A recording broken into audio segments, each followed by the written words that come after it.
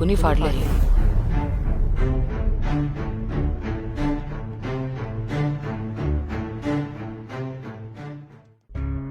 भारताच्या राज्य क्षेत्रातील सामाजिक व शैक्षणिक दृष्ट्या मागासलेल्या वर्गाच्या स्थितीचे जडणघडणी सोसाव्या लागतात.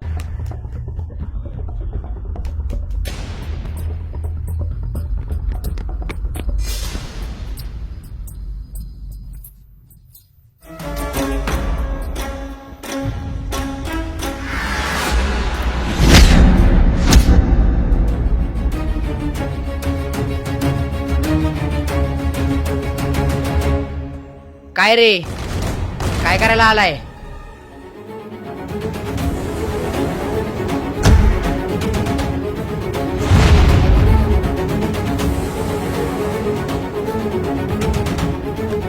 सुमित, पकड त्याला.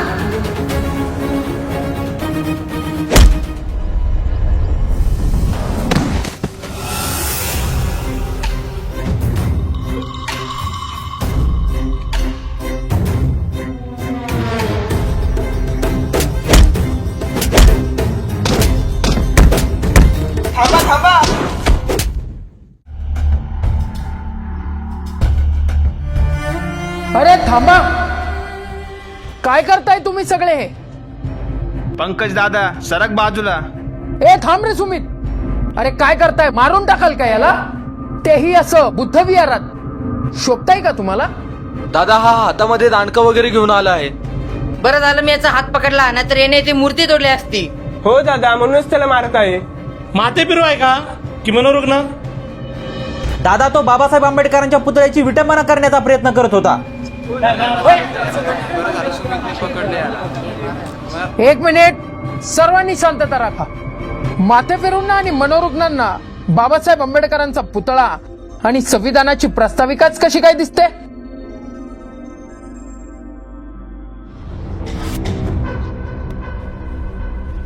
तुला माहितीये का तू कुणाची मूर्ती तोडणार होता ते? बहुजनांना मूलभूत हक्क प्रदान करणारे व त्याचबरोबर स्वाभिमानाने लढण्याचे बळ देणारे. The problem of rupee, its origin and it's solution हा शोध प्रबंध लिहिणारे अर्थतज्ञ. कोणत्याही समाजाची प्रगती ही त्या समाजातील महिलांच्या प्रगतीवर अवलंबून असते. हा विचार रुजवणारे आधुनिक भारताचे निर्माते, शेतकरी, गोरगरीब आणि कामगारांचे उद्धारक, महिला अधिकारांचे उद्धारक, is not a fashion, is our passion. स्वतंत्र भारताचे पहिले कायदेमंत्री, मुक्यांचा आवाज आणि दिन दुबळ्यांचे कैवारी, इतिहासकार, संशोधक, विज्ञानवादी, भारतीय संविधानाचे शिल्पकार, पत्रकार, समाजशास्त्रज्ञ, लेखक, कायदेतज्ञ, जलतज्ञ, राजनीती तज्ञ आणि विज्ञानवादी, समता, स्वतंत्रता, बंधुता, सामाजिक न्यायाचे पुरस्कर्ते. या भारतात ज्यांनी लोकशाहीचे बीज पेरले ते विश्वरत्न महामानव बोधिसत्व डॉक्टर भीमराव रामजी आंबेडकर.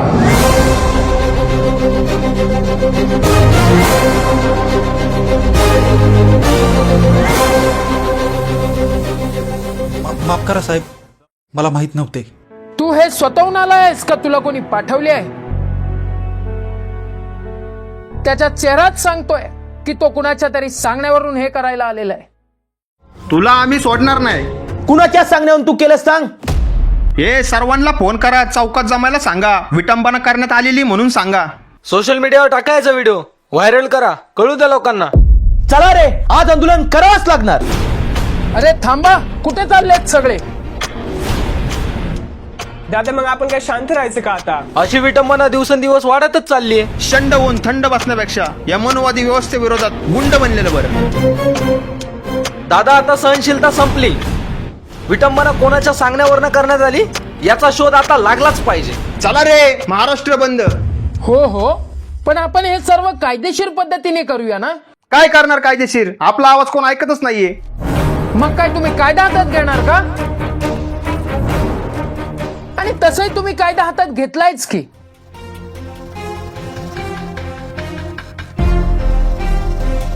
या व्यक्तीला पोलिसांच्या हवेली करण्याऐवजी तुम्ही त्याला मारताय. अरे हे कृत्य किती असंविधानिक आहे. तो जे कृत्य करत आहे हे कोणतं संविधानिक आहे? हो, कारण त्यांनी संविधान वाचलेले नाही ना, बाबासाहेब वाचले. पण तुम्ही तर बाबासाहेब वाचलेत ना. ही अशी हिंसा तुम्हाला शोभते का?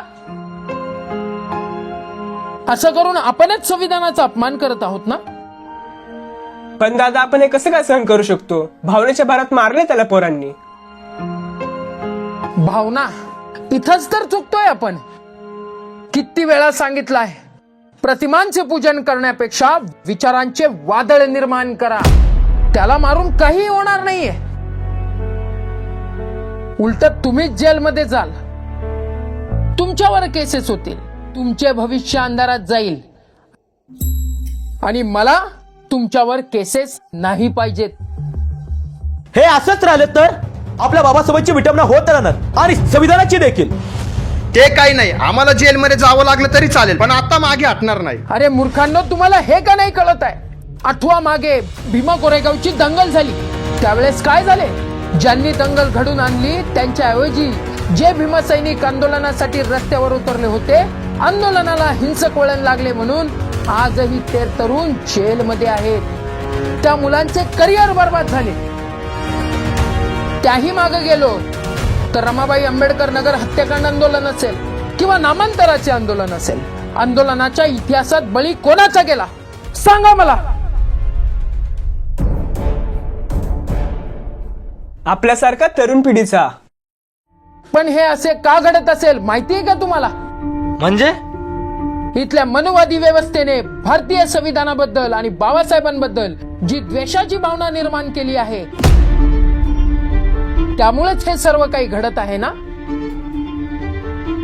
आणि भारतातील प्रत्येक नागरिकांच्या वर्तमान जीवनातील ज्वलंत समस्यांवरून लक्ष विचलित व्हावे, जसं की शिक्षण, रोजगार, आरोग्य आणि वाढत चाललेली महागाई, अशा अनेक गोष्टींपासून तुम्हा सर्वांचे लक्ष विचलित व्हावे, म्हणून जर असे कृत्य घडवण्यात येत असेल तर बुद्धांचे अनुयायी आहात तुम्ही, तर्कशुद्ध पद्धतीने थोडा तरी विचार करा मित्रांनो. मग त्यासाठी काय करावे लागेल दादा? विसरलात का इतिहास? आठवा तो महाडच्या चौदार तळ्याचा सत्याग्रह, काळाराम मंदिर प्रवेशाचा सत्याग्रह. त्यावेळेसही आंदोलनामध्ये असणाऱ्या कार्यकर्त्यांवर लाठीचार्ज झाला होता, पण बाबासाहेबांनी त्यावेळेसही अतिशय शांततेने, कायदेशीर पद्धतीने सर्व काही हाताळले होते. हो दादा, बरोबर आहे तुझं. आपलं तर अजून शिक्षण बाकी आहे. आपण जर असं केलं आणि आंदोलनात जर हिंसक वळण लागलं तर आपल्याला तुरुंगवास भोगावं लागेल आणि आपण उच्च पदावर जाण्यापासून किंवा अधिकारी होण्यापासून राहून जाऊ. एक्झॅक्टली जयदीप. आतापर्यंत आपल्या कितीतरी तरुणांचे भविष्य संपवण्यात आले आहे आणि हे भविष्य संपवण्यामागे एक षडयंत्रच असू शकते, हे समजून घ्या. हो दादा, आता समजत आहे. प्रशासकीय सेवेमध्ये जाऊन, या सिस्टीम मध्ये जाऊन आपल्याला बदल घडवावा लागेल. पण यासाठी तर खूप वेळ लागेल दादा. पण हे असं महापुरुषांची विटंबना होत असेल तर यासाठी काय करावे लागेल दादा?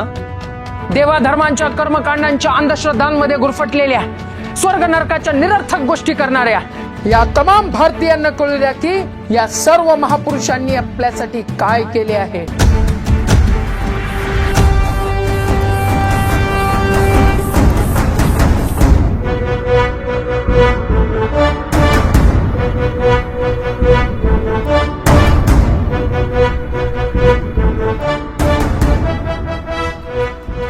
जेव्हा या सर्व लोकांच्या मनामनामध्ये या सर्व महापुरुषांबद्दल आदर निर्माण होईल आणि हे भारतीय संविधान भारतीयांसाठी कसे कार्य करते हे जेव्हा त्यांना समजेल, त्यावेळेस कोणीही असे कृत्य करणार नाही. हो पंकज सर, बरोबर आहे तुमचं. हे संविधान त्यांच्यासाठी पण काम करतं जे संविधानाला मानत नाहीत.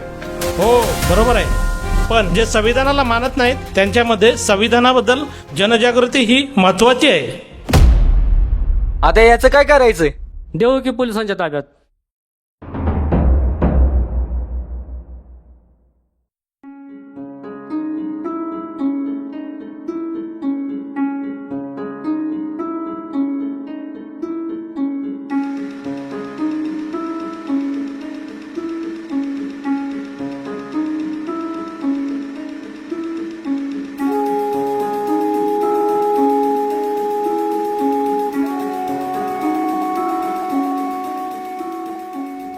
पण असे कित्येक अज्ञात लोकांना भडकवले जाऊ शकते.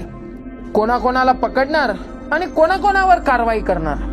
ही विषमतावादी व्यवस्था बदलणे एवढे सोपे नाही. त्यासाठी जनजागृती महत्वाची आहे आणि म्हणूनच ध्येय बाळगा स्वतःशी की संविधानाची जनजागृती ही झालीच पाहिजे. कारण ध्येय नसणारी माणसं ही साबणाच्या फेसासारखी असतात. काही क्षणांपुरती दिसतात आणि काही क्षणानंतर नाहीशी होतात.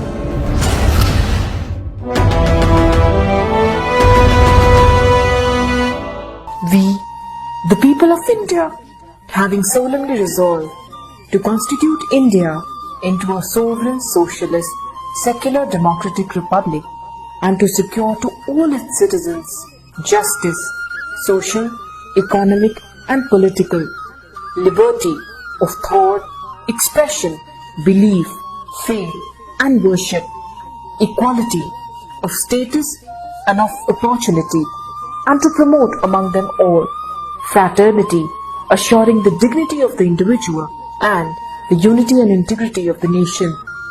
In our Constituent Assembly, this 26th day of November 1949, do hereby adopt, enact, and give to ourselves this Constitution. पण एक लक्षात द्या, मला मान्य आहे आपण बाबासाहेबांच्या पुतळ्यांना हार घालतोय, त्यांना वंदनही करतोय, भीम जयंतीला अक्षरशः बाबासाहेबांना डोक्यावर घेतोय. I know this statue is inspiring to you. We need to understand Babasaheb Ambedkar's writing and his speeches. कारण माझ्या मताने बाबासाहेबांचा विचार हा पुतळ्यामध्ये नाहीच, तर बाबासाहेबांचा विचार हा पुस्तकांमध्ये आहे. त्यामुळे ही लढाई अशीच चालू राहणार, ही लढाई संपणारी नाही.